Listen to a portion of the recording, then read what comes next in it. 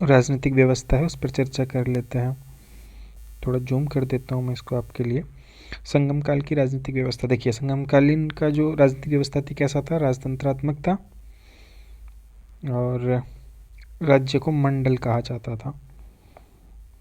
Font थोड़ा छोटा कर लेते हैं, बड़ा हो रखा है तो इतना ठीक है ना। समस्त अधिकार राजा में निहित थे और राजा को कौन, को, मन्नम, विंदन, कोरेवन, इरेवन इत्यादि उपाधियाँ दी जाती थी।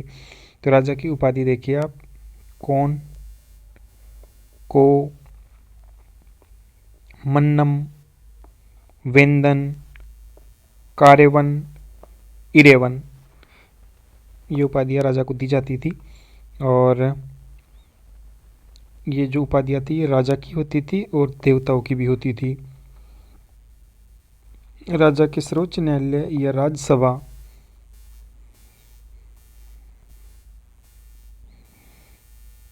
को मनरम कहा जाता था। राज्यसभा जो होती थी उसको क्या कहा जाता था, मनरम। राज्यसभा या राजा का जो सर्वोच्च न्यायालय होता था, सर्वोच्च न्यायालय, उसको क्या बोला जाता था, मनरम बोला जाता था। राज्यसभा या न्यायालय को मनरम कहा जाता था। और राजा का जो जन्मदिन होता था उसको बोलते थे पेरूनल। और राजा के दरबार को कहते थे नलबे। ठीक है, राज्यसभा मनरम कहलाती थी और दरबार को नलबे भी कहते थे। और पेरूनल जो था वो राजा का बर्थडे होता था। पेरूनल क्या होता था, बर्थडे, जन्मदिन, जन्मदिन। ठीक है, लगता है फ़ॉन्ट थोड़ा और छोटा करना पड़ेगा क्योंकि उससे लिखने में ठीक रहेगा। राजा के पुत्रों तो अगर हम देखें तो राजा के पुत्रों को क्या कहा जाता था, इलेगो। राजा के पुत्र को इलेगो कहा जाता था और युवराज को कोमहन कहा जाता था। ये टर्म इंपॉर्टेंट है क्योंकि कोई सी भी टर्म पूछी जा सकती है। राजा के पुत्रों को इलेगो, इलेगो, राजा के पुत्रों को इलोगो, और जो युवराज होता था उसको कोमहन कहते थे, कोमहन, कोमहन। ठीक है, कवियों द्वारा शाही ढोल मुर्चू, शाही ढोल होता था एक मुर्चू नाम का, उसको बजाकर सुबह राजा को नींद से जगाया जाता था। और राजा की सुरक्षा हेतु सशस्त्र महिलाएं नियुक्त होती थी यहाँ पे।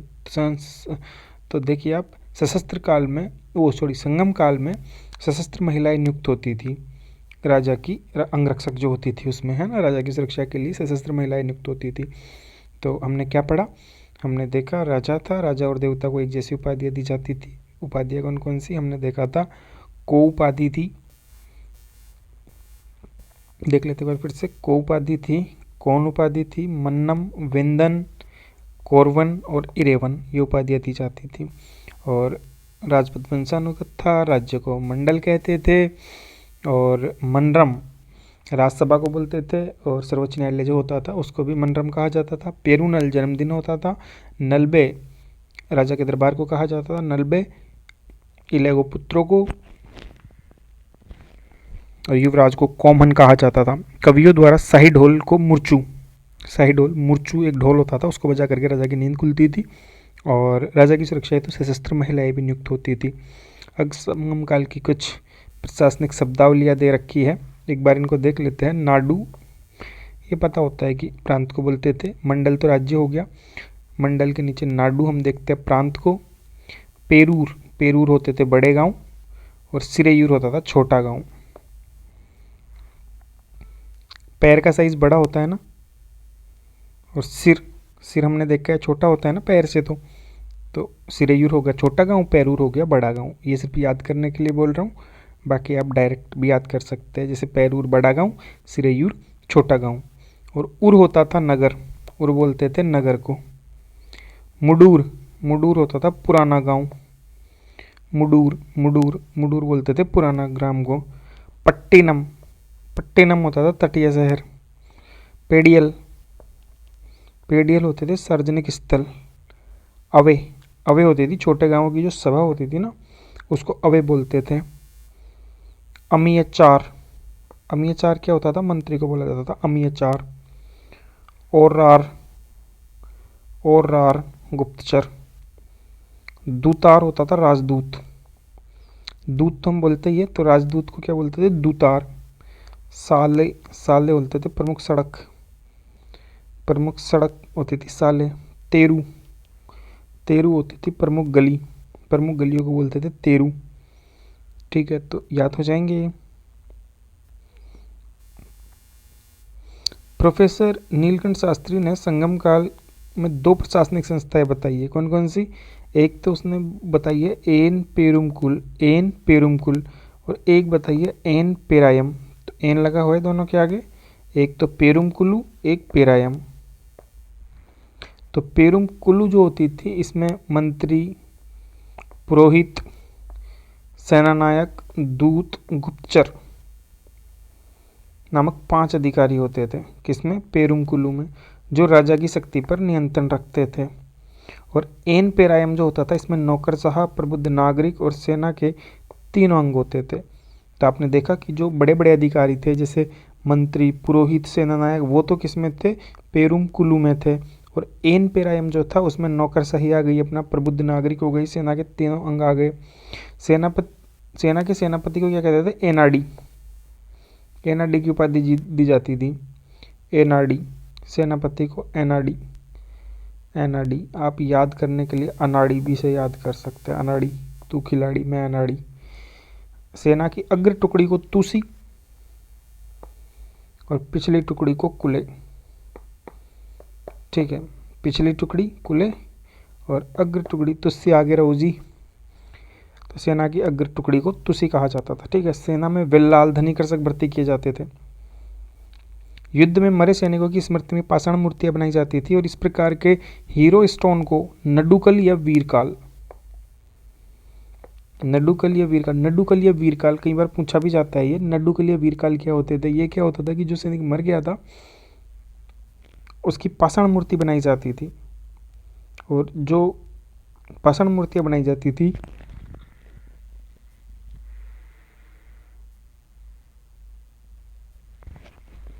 हीरो स्टोन, ठीक है, उनको बोलते थे वीरकाल या नडुकल।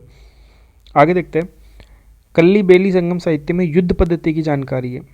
कल्लिम बेली, कल्ली बेली, कल्ली बेली संगम साहित्य में युद्ध पद्धति की जानकारी है। सेना चतुरंगणी थी। कल्ली बेली हम लोग क्या करते हैं, युद्ध पद्धति की जानकारी है कल्ली बेली में। एक हम बोलते हैं कल्ला मुंडी खा गया, है ना, तो किस में खाते हैं? लड़ाई में ही खाते हैं ना, वो तो कल्ली बेली होता है युद्ध पद्धति की जानकारी देने के लिए। एक शब्द होता है कल्ली बेली, संगम साहित्य में युद्ध पद्धति की जानकारी देता है ये। ठीक है, मैं कुछ कुछ वर्ड ऐसे बोल देता हूँ जैसे कल्ला मुंडी, है ना, तो तुझसे आगे रहो, कुले, तो ये मैं सिर्फ याद करवाने के लिए बोलता हूँ आपको, है ना, इनको मतलब दिल पे नहीं लेना है, बस याद करते जाना है। सेना को पदई कहा जाता था। युद्ध में शौर्य प्रदर्शित करने वाले वीरों को मार्या, शौर्य प्रदर्शित करने वाले वीरों को कहते थे मार्या। अब मार्या से आप वैसे भी लिंक कर सकते हैं कि जो मार के आता था, ऐसे मार के कौन आएगा? जो मारेगा वो शौर्य प्रदर्शित करेगा अपना, तो उसको मार्या की उपाधि दी जाती थी, मार्या। युद्ध में बंदी स्त्रियों को दासी बनाकर उनसे मंदिरों में दीपक जलाने का कार्य कराया जाता था। बंदी स्त्रियाँ जो होती थी उनको दासी बनाकर उनसे मंदिरों में दीपक जलाने का कार्य भी करवाया जाता था। युद्ध में बंदी स्त्रियों को दासी बनाकर उनसे मंदिरों में दीपक जलाने का कार्य कराया जाता था, मतलब युद्ध में स्त्रियों को बंदी बनाया जाता था। पुरनानूर में राजाओं की प्रशंसा में 400 पद्य। पुरनानूर हम लोग साहित्य पढ़ चुके हैं, नूर वाले में हमने पुरनानूर पढ़ा था। तो के में जब 8 पढ़ रहे थे हमने अहना नूर पढ़ा था, और हमने एक और नूर और पढ़ा था, वो आपको बताना है हमने कौन सा नूर पढ़ा था, नहीं तो पीछे क्लास जाके देखिए। तो पुरनानूर जो है उसमें कितना है? उसमें 400 पद्य हैं। ठीक है, पुरनानूर में 400 पद्य हैं। आगे देखते हैं, राजनीतिक स्थिति हो गई। अब बात करते हैं सामाजिक स्थिति के ऊपर। संगम काल में उत्तरी भारत की आर्य संस्कृति के तत्वों का दक्षिण भारत में प्रसार हुआ। जो उत्तरी भारत की आर्य संस्कृति थी वो दक्षिण में पहुंच गई। 4 वर्गों की यहाँ पे बात होती है। कौन कौन से थे? देखिए, एक तो शासक वर्ग था यहाँ पे, एक ब्राह्मण वर्ग था, एक वणिक वर्ग था और एक किसान वर्ग था। तो जो शासक वर्ग था उसको बोलते थे अरसर, अरसर सर बोलते थे, सर अरसर, अरसर। ठीक है, ब्राह्मण जो होते थे उनको बोलते थे अंडनार, अंडनार। वेनिगर, वेनिगर बोलते थे वणिक को, वेनिगर, वेनिगर वणिक को, और वेल्लार तो आपको पता ही है किसान होते थे। तो संगम काल में 4 वर्ग हो गए। कौन कौन? शासक को क्या बोलते थे? सर बोलते थे, अरसर हो गया। ब्राह्मण को क्या बोलते थे? अंडनार बोलते थे। और अंडे से पैदा होने वाले द्विज भी कहलाते हैं ना, वैसे तो ब्राह्मण हो गया है ना, आप ऐसे लिंक कर सकते हैं। अंडे से जो जन्म लेता है तो पक्षी को हम बोलते हैं ना द्विज, ऐसे ब्राह्मण को भी द्विज बोला जाता है। तो अंडनार इसके लिए शब्द यूज किया गया है साउथ में। वेनिगर हो गया, वेनिगर वणिक हो गया, और वेल्लार किसान पता ही होता है। तो 4 वर्ग कौन कौन से? अरसर, अंडनार, वेनिगर, वेल्लार। संगमकालीन समाज उत्तर भारतीय समाज की भांति वर्ग भेद पर आधारित था ये, लेकिन चतुर्वर्ण व्यवस्था नहीं थी यहाँ पे दास प्रथा भी नहीं थी। ये ध्यान रखने की वाली बात है कि जो संगम काल था उसमें दास प्रथा नहीं थी। ब्राह्मणों को सर्वोच्च सामाजिक दर्जा प्राप्त था। ब्राह्मणों को सर्वोच्च सामाजिक दर्जा प्राप्त था। संगम काल में जाति प्रथा का आधार क्या था? व्यवसाय होता था। संगम काल में जाति प्रथा का आधार व्यवसाय होता था, जन्म आधारित नहीं थी यहाँ पे। और व्यवसाय का आधार विभिन्न क्षेत्रों की भौगोलिक स्थिति हुआ करती थी। समाज का विभाजन कैसे था? हॉरिजॉन्टल था, न कि वर्ण व्यवस्था पर। तो वर्ण व्यवस्था यहाँ पे नहीं थी, आपको ध्यान रखना, वर्ण व्यवस्था नहीं थी।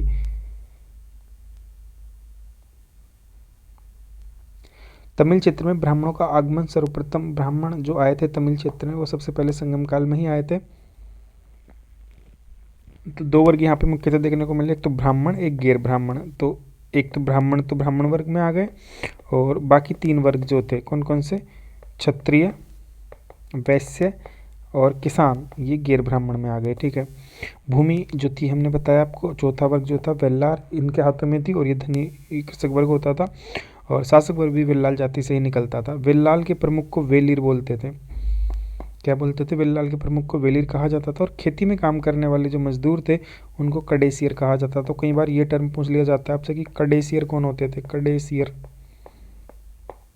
तो कडेसियर कौन होते थे? खेतों में काम करने वाले मजदूरों को कडेसियर बोलते थे। ये कौन होते थे? गरीब निर्धन वर्ग में आते थे ये। वेल्लाल 2 वर्गों में विभाजित थे, धनी कृषक और भूमिहीन कृषक या निर्धन वर्ग। चोल राज्य में धनी कृषकों को वेल व आरसू की उपाधि दी जाती थी। चोल काल में जो धनी कृषक थे उनको क्या कहा जाता था? वेल या आरसू। पांड्य राज्य में इन्हें कविद की उपाधि दी जाती थी, कविदी की। चोल राज्य में जो धनी कृषक थे उनको वेल या आरसू कहते थे। संगम काल में तो क्या बोलते थे? वेल्लार। और चोल काल में क्या बोलते थे? वेल या आरसू, वेल या आरसू। और पांड्य राज्य में इन्हें कविदी की उपाधि देते थे। ठीक है।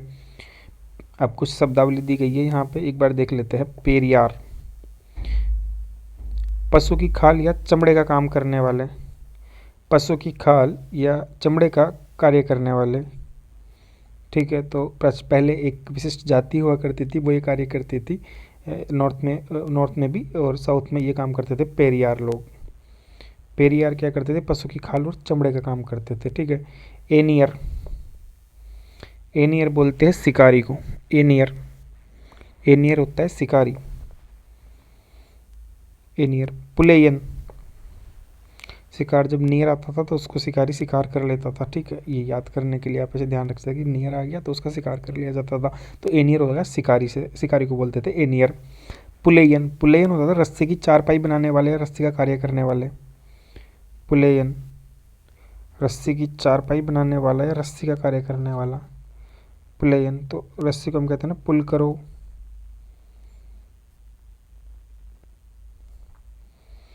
मलवर या कलवर,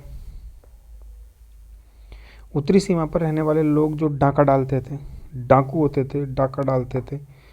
उत्तरी सीमा पर रहने वाले बोलते कलवर या मलवर, मलवर या कलवर। मरवा नामक जनजाति में वेतची या गोहरण प्रथा का, वेतची मरवा एक जनजाति थी, वहाँ पे ट्राइब थी ये। तो इसमें क्या होता था? पशुओं की चोरी होती थी, और गोहरण या वेतची बोलते थे उसको, वेतची प्रथा। मरवा जाति में वेतची प्रथा थी, एक वेतची प्रथा थी। इसमें क्या करते थे लोग? गोहरण करते थे, और पशुओं की चोरी भी इस जाति में की जाती थी। मरवा जनजाति में कौन सी प्रथा प्रचलित होती थी? वेतची प्रथा। उच्च सैनिक वर्ग में सती प्रथा प्रचलन था। उच्च सैनिक वर्ग जो होता था उसमें सती प्रथा भी यहाँ पे देखने को मिलता है। विधवा विवाह यहाँ पे था, पुनर्विवाह भी यहाँ पे था। सूत काटने वाली स्त्रियों को पुरुट्टी पेंटुगल, सूत जो काटती थी, सूत काटने वाली महिला को बोलता था परुट्टी पेंटुकल बोलते थे उसको, परट्टी पेंटुकल बोलते थे। और वेश्यावृत्ति को सम्मानीय दर्जा प्राप्त था। यहाँ पे वेश्यावृत्ति को सम्मानीय दर्जा प्राप्त था। और वेश्याओं के भी दो वर्ग थे, कौन कौन से, एक तो कवि गैयर और दूसरा परतियर। परतियर और कवि गैयर, कवि गैयर और परतियर, ये दो यहाँ पे वेश्याओं के वर्ग होते थे। कौन सा, एक तो था कवि गैयर और एक होता था परतियर। परतियर और कवि गैयर। ठीक है, आगे बढ़ते हैं। चारण काव्य को वाचने वाली एवं नृत्य करने वाली स्त्रियां वीरलियार। वीरलियार कौन होती थी, महिलाएं होती थी। क्या करती थी ये चारण काव्य को वाचने वाली,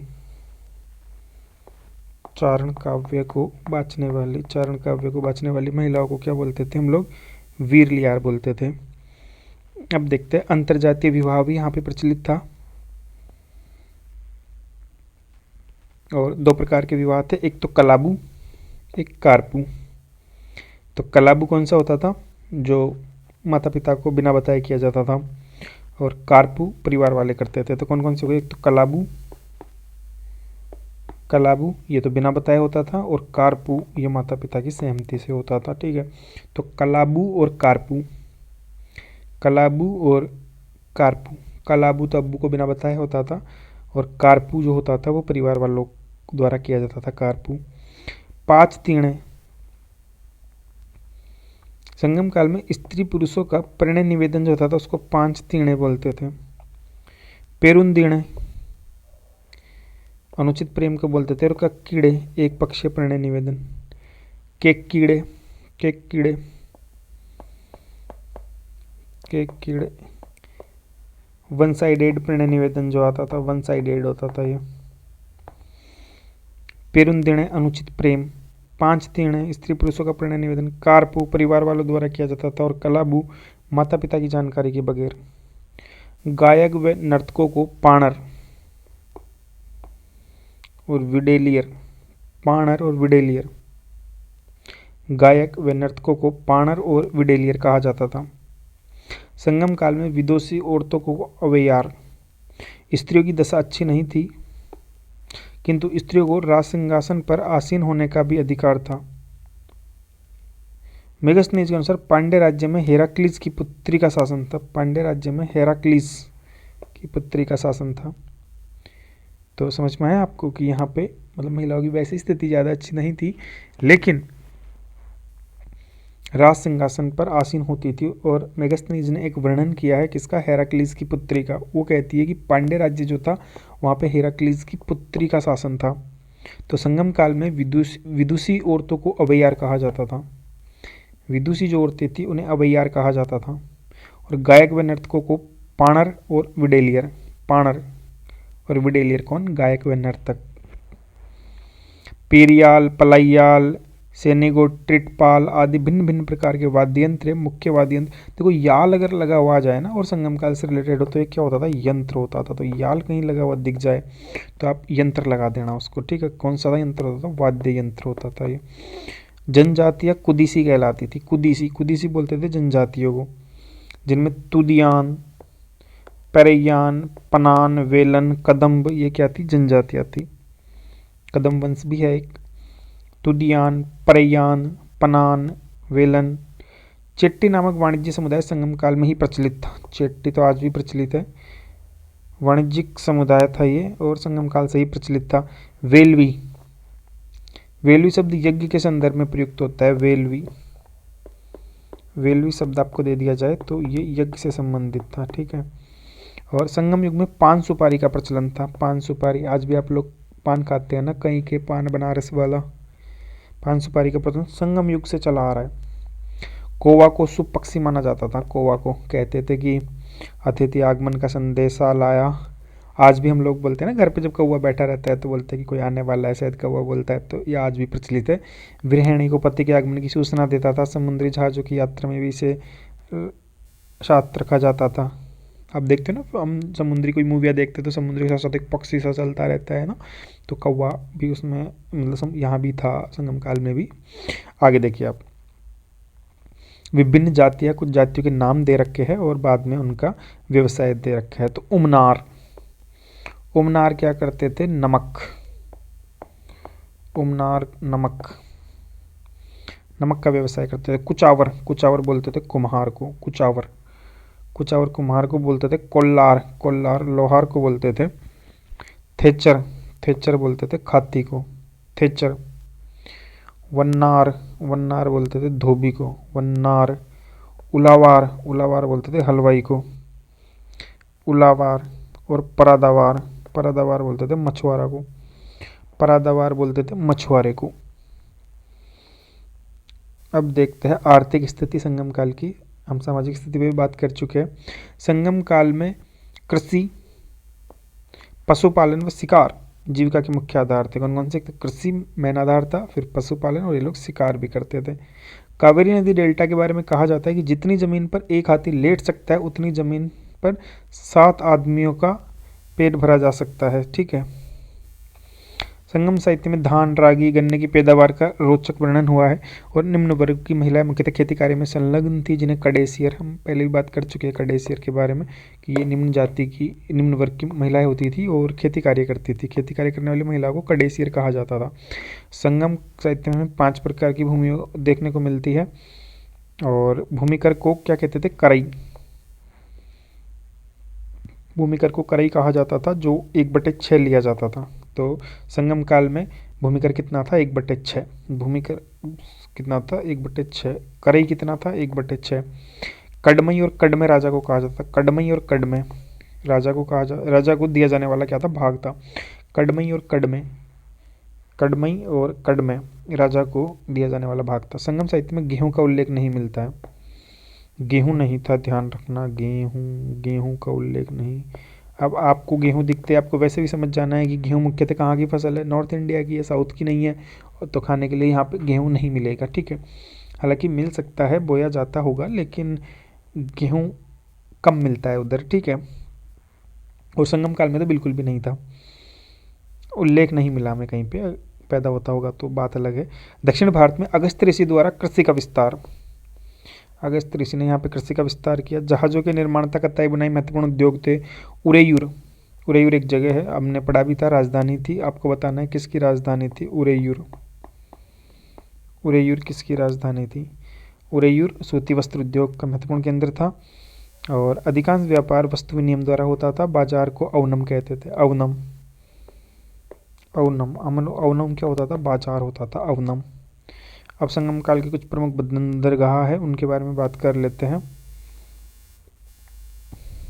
हम लोग पहले पढ़ भी चुके हैं बंदरगाहों के बारे में काफ़ी कुछ, एक बार फिर से देख लेते हैं संगम काल के प्रमुख बंदरगाह। तो देखिए, पूर्वी तट की अपेक्षा पश्चिमी तट पर अधिक बंदरगाह। कहाँ पे? पश्चिमी तट पर अधिक बंदरगाह है।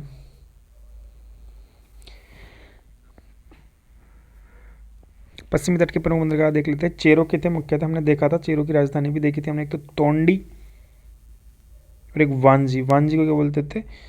करोरा के आसपास, करोरा, करोरा करके थी एक, है ना, तोंडी और करोरा। एक हमने नौरा पथई के बारे में उस टाइम पे पढ़ा था, हमने बंदर पढ़ा था, वांजी पढ़ा था, कन्नूर था शायद, कन्नूर कुछ ऐसे करके था, है ना। तो वांजी हो गया, नौरा हो गया, तोंडी। तोंडी और वांजी राजधानी थी, बंदरगाह भी थे। एक बंदर हमने देखा था जो सबसे बिजी वहाँ पे बंदरगाह था, महत्वपूर्ण, सबसे महत्वपूर्ण था। एक हमने नौरा फतेही के बारे में बात की थी, ये भी चेरो का एक बंदरगाह था। हमने मुसीरी, हमने मुसीरी की बात की थी, मुसीरी, कोडुमणम। ये नौरा फतेही में इसलिए बोल रहा हूँ ताकि आपको याद रह जाए, है ना, तो आपको नौरा याद रखना है। मुसीरी, मुसीरी, कोडुमणम, कोडुमणम, करोरा और नेलसीडा और नेलसिंडा। नेलसिंडा भी प्रमुख बंदरगाह था। कहाँ का? पश्चिमी तट पर है ये। तो आपको कौन कौन से याद? देख, तोंडी और वांजी तो आराम से याद रह जाएगा, करोरा भी याद रह जाएगा, बंदर हमने पढ़ा था सबसे व्यस्तम था, नौरा फतेह आपको याद रह जाएगा। तो आपको याद रखने के लिए कौन कौन से उसमें जोर लगाना है ज़्यादा, मतलब याद कौन कौन सा करना है, तो आप देखिए मैं आपको बता देता हूँ। जैसे हमने कहा कि नौरा आपको याद रह जाएगा, तोंडी याद रह जाएगा, एक तो मुसीरी याद रखना है, एक कोडुमणम याद रखना है, बंदर आपको याद रह जाएगा, वांजी याद रह जाएगा, करोरा याद रह जाएगा, नेलसिंडा भी बंदरगाह था। तो मुसीरी, कोडुमणम और नेलसिंडा ये भी बंदरगाह थे। पांड्य राज्य के बंदरगाह देख लेते हैं। पांड्य के बारे में हमने देखा था, एक तो कोलची में कोरके और एक सालीयूर तथा नेलसिंडा जो था पश्चिमी तट पर, ये पांड्यों का ही था। नेलसिंडा जो पश्चिमी तट पर था वो पांड्यों का बंदरगाह था, नेलसिंडा। और शालियूर और कोरके, कोलची या कोरके, ये पांड्य राज्यों के बंदरगाह थे। चोलों के बंदरगाह हमने देखे थे पुहार, उरेयूर और पोडुका। संगम युग का जो महत्वपूर्ण बंदरगाह था वो था पुहार, पुहार, उरेयूर, ये तो याद रह जाएगा, चोलों के बंदरगाह थे। और एक पोडुका और याद रखना है, पोडुका, पोडुका भी बंदरगाह था। वसव समुद्र, पालार नदी के किनारे महत्वपूर्ण बंदरगाह था वसव समुद्र, मद्रास, पालार नदी के किनारे महत्वपूर्ण बंदरगाह था, पालार नदी के किनारे वसव समुद्र। टालमी ने कावेरी पत्तनम को खबेरिस कहा है, खबेरिस, खबेरिस किसको कहा है, कावेरी पत्तनम को खबेरिस। किसने कहा, टोलमी ने, टोलमी ने, टोलमी ने कावेरी पत्तनम को खबेरिस कहा है। तोंडी, मुसिरी, पुहार में यवन लोग बड़ी संख्या में विद्वान थे, यवनों से व्यापार होता रहता था। तोंडी, मुसिरी, पुहार, इनमें यवन लोग रहते थे। पेरिप्लस में जहाज़ों को कोलंदिया एवं संगर, संगर और कोलंदिया, संगर, संगर, कोलंदिया, पेरिप्लस में जहाज़ों को कोलंदिया और संगर कहा गया है। संगम काल में रोम के साथ व्यापार उन्नत अवस्था में था। और अरिकामेडु, यह स्थल जीजी या अरिनकूपे नदी तट पर, अरिकमेडु, अरिकमेडु एक जगह है, अरिकमेडु काफ़ी इंपॉर्टेंट जगह हो जाती है। यह जीजी या अरिनेकूपीय नदी के तट पर था। नीलकंठ शास्त्री ने इसे रोमन बस्ती कहा है। यहाँ से रोमन बस्ती, एम्फोरा जार, मन के कारखाने, रोमन द्वीप के टुकड़े, रोमन सम्राट आगस्टस व टिबेरियस की मुहरें, सबसे बड़ा माल गोदाम आगस्टस और टिबेरियस की यहाँ पे क्या मिली है कि मुहरें मिली है। देखिए अगर कोई विदेशी शासक का कोई नाम आता है यहाँ पे तो आगस्टस का नाम आता है और टिबेरियस का नाम आता है, ये ध्यान रखना है। रोमन सम्राट थे ये आगस्टस और टिबेरियस, संगम काल के समकालीन थे। अरिकमेडु से 3 प्रकार के मृत भांड मिले हैं। कौन कौन से मिले हैं, देखिए एक तो इम्फोरा, एक इरेटाइन, एक रोलेट।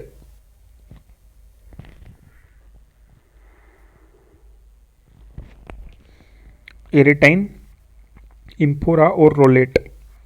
पेरिप्लस ने अरिकमेडु को पोडुका कहा है, पेरिप्लस ने अरिकमेडु को क्या कहा है, पोडुका। 3 प्रकार के मृत भांड, इरेटाइन, इम्फोरा और रोलेट, या चक्रांकित मृत भांड। पेरिप्लस ने अरिकमेडु को पोडुका कहा है, पोडुका। ये आयरनकूपियन नदी पर है, ये आयरनकूपियन नदी पर है, ठीक है। रोमन सम्राट नीरो के सिक्के भी अनेक तमिल क्षेत्रों से मिले हैं, नीरो के सिक्के भी अनेक तमिल क्षेत्रों से मिले हैं। अलग गुलम से भी रोमन व्यापार के साक्ष्य, अलग गुलाम, अलग गुलम से भी रोमन व्यापार के साक्ष्य मिले हैं। अलग गुलम, अलग गुलम, अलग गुलम से भी रोमन व्यापार के साक्ष्य मिले। चेरो की प्राचीन राजधानी करूर या वांजी से भी रोमन सुराहियों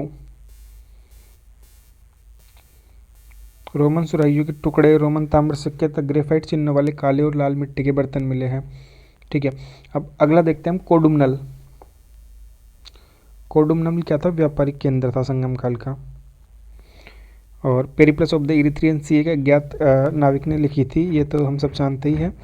इससे व्यापार के बारे में जानकारी मिलती है। पश्चिमी देशों को काली मिर्च, मसाले, हाथी दांत, रेशम, मोती, सूती वस्त्र, मलमल आदि का निर्यात किया जाता था। और रोमिला थापर जो है उन्होंने काली मिर्च को काला सोना कहा है। किसने कहा है, रोमिला थापर ने।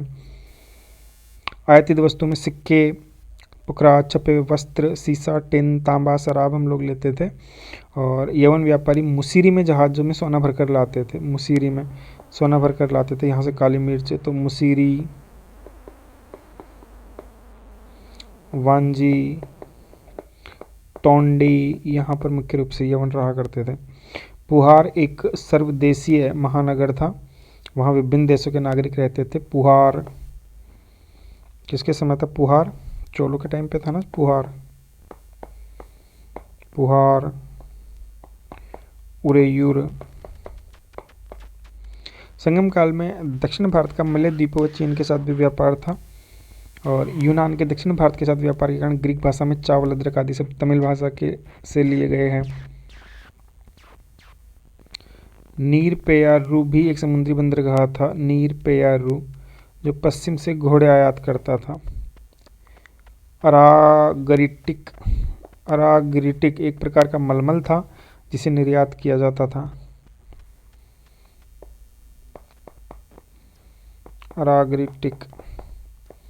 रागरिटिक क्या था? मलमल था जिसे निर्यात किया जाता था। उरेयूर से संगोरा व्रतों के महापाषाणी समाधानों का संकेत साहित्यिक विवरण से प्राप्त होता है। उरेयूर से संगोरा व्रतों के महापाषाणी समाधानों का संकेत साहित्यिक विवरण से प्राप्त होता है। उरेयूर ओर्थोरा चोलों की प्राचीनतम राजधानी। उरेयूर और ओर्थोरा चोलों की प्राचीनतम राजधानी थी और यह मलमल, सूती वस्त्र और मोतियों के लिए काफ़ी प्रसिद्ध थी, है ना। और कावेरी के उत्तर में स्थित अलेगरे नामक एक महापाषाण काल का एक भव्य आवासीय समाधान केंद्र है ये अलगरे। कहाँ है? कावेरी के उत्तर में है। कोलची जो है पांड्यों की प्रारंभिक राजधानी थी। कोरकैया कोलची और मोतियों के लिए काफ़ी फेमस थी। कोलची या कोरकई किसकी राजधानी थी? पांड्य की प्रारंभिक राजधानी थी। पेरीप्लस के अनुसार मुसिरी यह पेरियार नदी तट में आगस्टस का मंदिर था। मुसिरी में किसका मंदिर था? आगस्टस का। रोमन सेना की 2 टुकड़ियां भी थी मुसिरी में पेरियार नदी के तट पर। पेरीप्लस ने संगम के 24 बंदरगाहों का उल्लेख किया है जो सिंधु मुहाने से लेकर सिंधु से कन्याकुमारी तक विस्तृत थे। मणिपल्लवन और मरुवर पाक्कम भी संगमगिरी बंदरगाह थे। मणिपल्लवन और मरुवर पाक्कम, एक तो मणिपल्लवन एक मरुवर पाक्कम, ये क्या थे? बंदरगाह थे संगमगिरी। मणिपल्लवन और मरुवर पाक्कम। अब हम देखते हैं भूमि मापन की इकाई। भूमि मापन की इकाई को क्या कहते थे? वेली या माँ कहा जाता था। धरती हमारी माँ है तो माँ भूमि मापन की इकाई थी माँ, वेली। अंबानम अनाज की माप थी। अंबानम अनाज की माप। नाली, उलाकू और अलाक भी छोटे माप थे। नाली,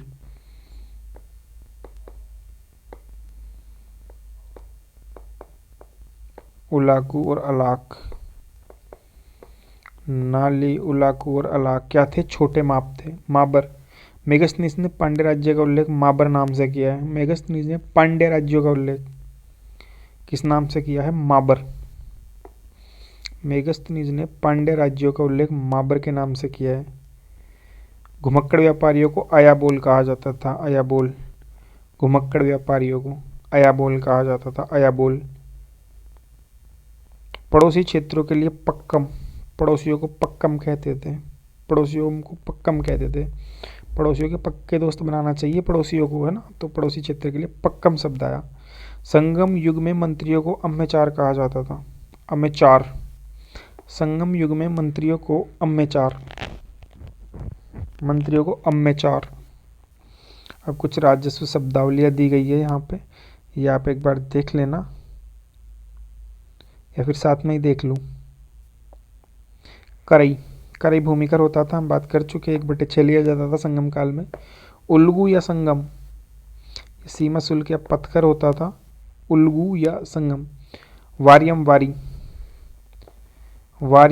वारी, वह इकाई जिससे कर लिया जाता था उसको बोलते थे वारियम वारी। इरई क्या था? इरई सामंतों द्वारा लिया जाने वाला कर।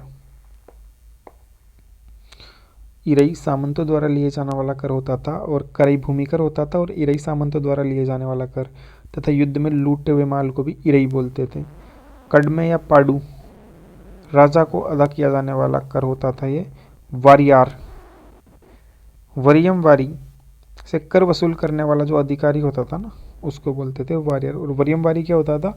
वह इकाई क्षेत्र जिससे कर लिया जाता था। इराकू या इरवे बलपूर्वक उपहार होता था। अब लास्ट आते हैं हम लोग धार्मिक जीवन। तो संगम युग में जो धार्मिक जीवन था उसके बारे में देख लेते हैं। संगम युग में दक्षिण भारत में वैदिक धर्म का आगमन हो गया था और मुरुगन की उपासना सबसे प्राचीन है। यहाँ पे मुरुगन का एक अन्य नाम है सुब्रमण्यम भी मिलता है और बाद में सुब्रमण्यम का एकीकरण स्कंद कार्तिकेय से किया गया।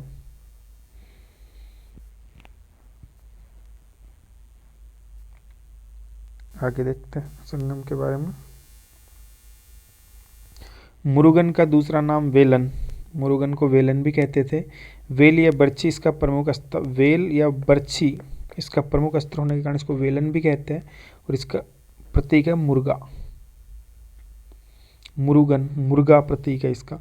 पहाड़ी क्षेत्र के शिकारी पर्वत देव के रूप में मुरुगन की पूजा करते हैं। शिकारी पर्वत देव के रूप में भी इसकी पूजा होती है। और मुरुगन की पत्नियों में एक है कुरवस नामक पर्वतीय जनजाति की स्त्री है, और एक है मरियम्मा, मरियम्मा परशुराम की माता चेचक की देवी के लोग पूजा करते थे मरियम्मा। एक होती थी येलम्बा, ये सीमा की देवी थी, कोरले विजय की देवी थी। येलम्बा सीमा की देवी और मरियम्मा चेचक की देवी। विष्णु का तमिल नाम तिरुमल है, और विष्णु मंदिर को विनागर भी कहते हैं, विष्णु विनागर कहते हैं। किसान मरुडम इंद्रदेव की पूजा करते हैं, मरुडेव।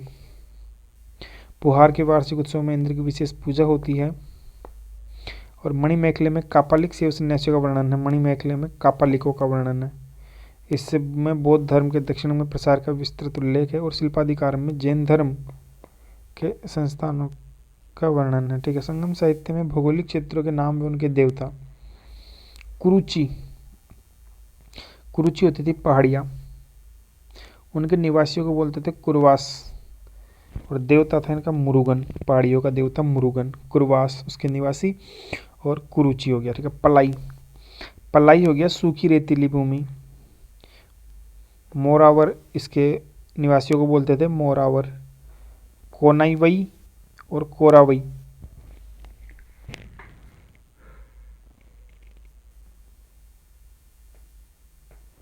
कोनाईवई और कोरावई दुर्गा होती थी। कोनाईवई या कोरावई देवता था इसका, जिसका पलाई का। एक होती थी मुलाई, मुलाई बोलती थी जंगली व चारागाह भूमि को, उसके निवासी अवार कहलाते थे। और मेयन या विष्णु इसके देवताओं के नाम थे, मेयन या विष्णु। मरुदम कृषि व उपजाऊ भूमि, मरुदम। वेलारस इसके निवासी होते थे, और इंद्र देवताओं के नाम थे, इंद्र। अगला है नेडल, समुद्र तटीय मैदान। मिनिवार इसके निवासी होते थे, और वरुण, वरुण देवताओं का नाम होता था। ठीक है। वरुण समुद्र तटीय मैदान के देवता होते थे वरुण, और उसके निवासियों को बोलते थे मिनिवार। और नेडल प्राचीन तमिल क्षेत्र को बोलते थे। ठीक है। तो प्राचीन तमिल क्षेत्र हमने कुरुचि देखिया, पलाई देखा, पलाई कौन सा है, सूखा रेतला एरिया होता है। मुलाई हमने देखा, मुलाई होता था जंगली व चाराभागा भूमि। मरुदम, मरुदम कृषि व उपजाऊ भूमि को मरुदम बोलते थे। और नेडल जो है वो समुद्र तटीय मैदान होता था, नेडल। तो कुरुचि का देवता देखा मुरुगन, पलाई का देवता कोरावई या कोनाईवई या दुर्गा, और मुलाई होती थी मेयन या विष्णु को बोलते थे मुलाई। और मरुदम का इंद्र होता था कृषि उपजाऊ की, कृषि उपजाऊ तो भी बारिश होगी तो मरुदम का इंद्र। और नेडल या समुद्र का वरुण, वरुण जल का देवता भी हमने सुना है। और देखते 3 संगम हुए थे। पहला संगम जो हुआ था वो उसके अध्यक्ष थे अगस्त ऋषि। कहाँ पे हुआ था, मदुरा में हुआ था, और अब समुद्र में विलीन हो गया ये मदुरा। और इसमें नवासी पांड्य राज शासक के संरक्षण में हुआ था। ये द्वितीय जो हुआ था वो तोलकाप्पियार इसके वो थे अध्यक्ष, संस्थापक अध्यक्ष अगस्त ऋषि थे, और तोलकाप्पियार इसके अध्यक्ष थे द्वितीय के। और द्वितीय हुआ था कपाटपुरम में, कपाटपुरम को अलवे भी कहते हैं। और इसमें 59 पांड्य शासक थे, घटते गए शासक है ना। और उसके बाद में तृतीय की थी नक्कीरर ने, इसमें 49 पांड्य राजा थे, और ये हुआ था उत्तरी मदुरा में। परंपराओं के अनुसार प्रथम संगम में 4400 वर्ष का टाइम लगा, इसमें कुल 549 सदस्य थे। द्वितीय संगम में 3700 वर्षों का समय लगा, और तीसरा था उसमें 1850 के। तो ड्यूरेशन लगभग देखिए आप, लास्ट में तो आधी हो गई थी, शुरू में भी 700 कम हो गई थी। तो ये नहीं पूछता डेटा, टोटल ये 10,000 में 50 कम वर्ष तक चला था। 10,000 माइनस 50 कर दीजिए आप, इतने वर्षों तक ये संगम चला था। तो इस तरीके से हमारा संगम काल कंप्लीट होता है। उम्मीद है कि आप सबको ये वीडियो अच्छा लगेगा, और इसमें हमने कुछ नहीं छोड़ा है, जो भी दे रखा है A to Z सारा कवर करवाया है, और ज़्यादा टाइम भी नहीं लगा है इसमें। तो एक बार इसको देखने से याद हो जाएगा, आप इसके अपने हिसाब से नोट्स भी बना सकते हैं। इसमें मुझे नहीं लगता इसके अलावा संगम काल में कुछ भी आपसे पूछा जा सकता है। धन्यवाद।